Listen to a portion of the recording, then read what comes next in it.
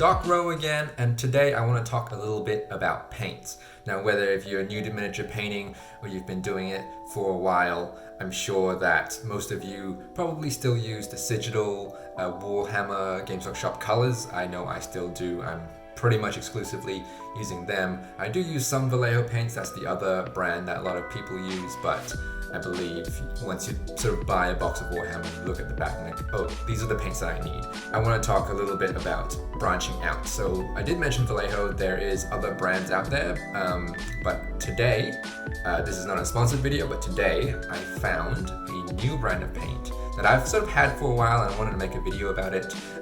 It is the Scaled Color Artist range. Now, this is still very new, it's still got the nice little plastic wrap around it. So I'm gonna open this up and we're gonna explore them a little bit and see what they're like. So let's crack this open.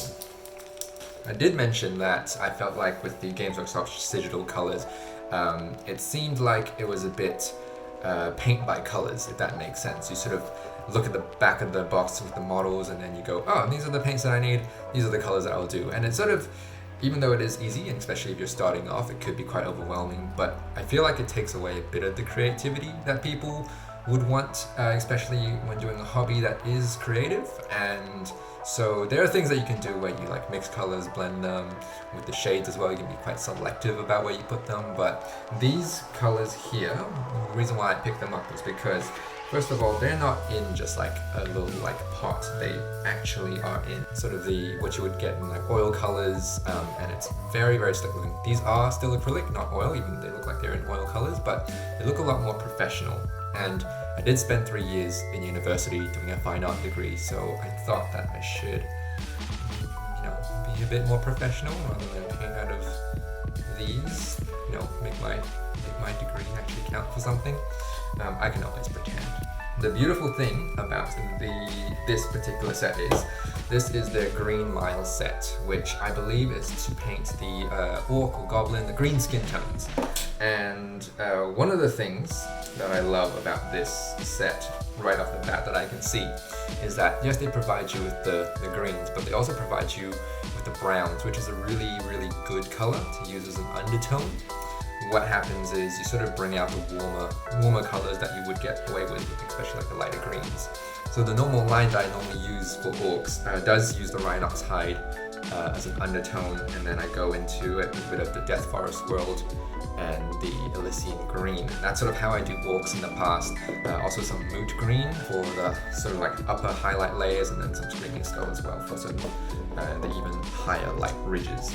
I would say you've got in here the undertone brown, and you've got all these mid-ranges, which gives me a lot more blending options, I guess. And you don't really have as vibrant a green as the mood green, but you do have this really light one, so I'm sure we can get right up into those much lighter tones. This looks really professional, and yeah, let's crack them open and see what they look like.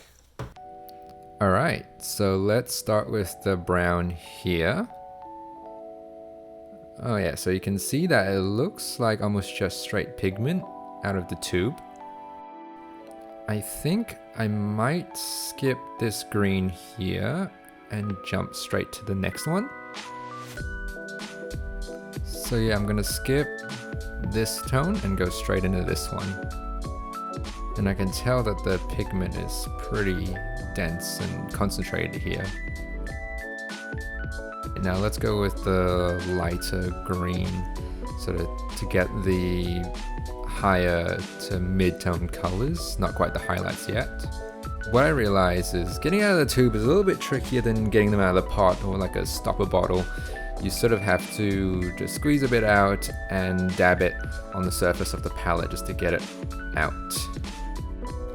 Alright, so I don't really have like a full orc model, but what I do have is this sort of captain model from Artwell Miniatures. So I'm just going to paint the torso with these colors and sort of have a play and see what happens. Just an interesting note actually, I've realized that nothing I'm using today is from Games Workshop. The brushes are Broken Toad, Fugazi, the synthetic sable imitation, and the models obviously from Artwell Miniatures. and my wet palette is Army Painter, so yeah. So as I'm thinning out this paint, I'm realizing that the pigment isn't as concentrated as I thought. It's actually pulling out really, really thin, so this will be interesting.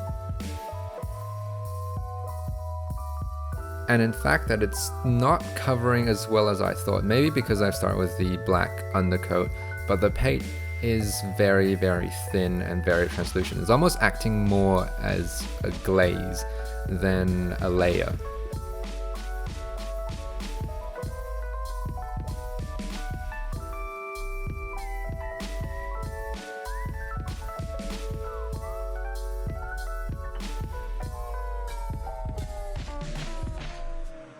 So what I am finding is that the paint is already very, very watered down, thinned down for you rather. So it's good you don't have to thin it any further, which makes this wet palette a little bit redundant, but we're here now. And the paint doesn't dry as quickly as you would with most other miniature paint, so it's really, really good for blending the colors together and getting a really, really nice transition and gradient. Alright, so we're sort of getting somewhere now. You can sort of see a bit of the lighter and darker greens being built. You can see some shadows being cast and highlights sort of bringing out the very peaks of the abdominal muscles there. I am really enjoying the fact that the paint dries very slowly, so I can take my time and get the colors and the transitions perfectly right.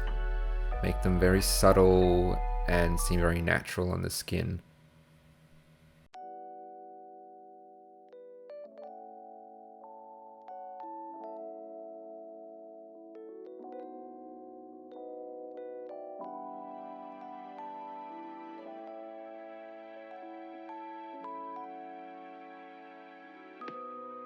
So it's been a little while now, and I've found a couple interesting things about the paints.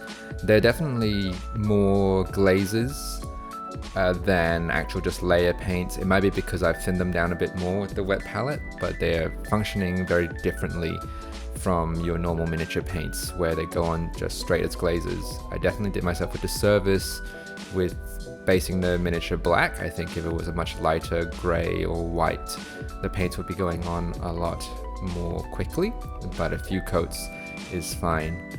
The other thing that I've noticed is even though it looks quite streaky, the paints actually dry very smooth and very matte, so the finish on the model is actually really, really nice, and it looks like the paint belongs on the model rather than paint being applied onto the model, if that makes sense.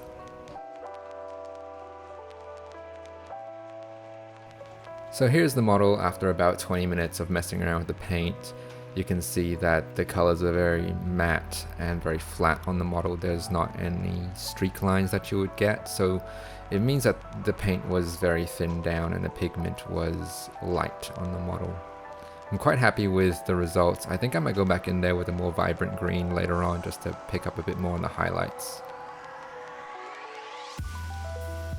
So I've just finished painting the main torso area of that model. As you can see, the paints are very different from sigil paints. They sort of act more like a glaze. They water down quite easily, and they go on as though they were quite thick, but they actually smooth out when they dry, which is very different. What I did learn from this set of paint, especially, is that even though they're sort of arranged in this order, or they're sort of listed as this order on the back, doesn't necessarily mean it goes darkest to lightest. In fact, with these two, I sort of almost swapped them. What I found was this was lighter, but this had more vibrancy.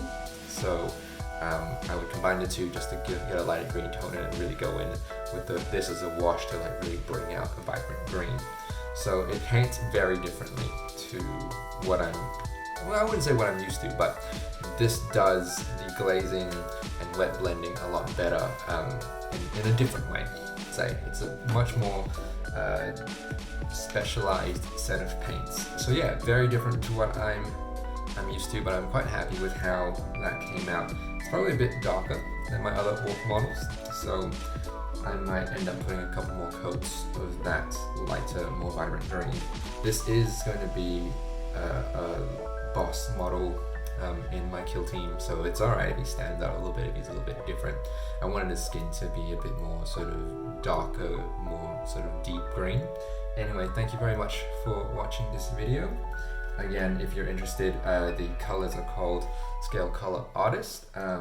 Today I also used, in case you want to know what the brush was, is the Broken Toads, the Fugazi range. And obviously I used a wet palette, and if you're not already using one, I highly suggest it. I've been using the Army Painter wet palette, and it gives you the tin as well as the dampening foam and the parchment paper. Yeah, thank you very much. I hope you enjoyed this video.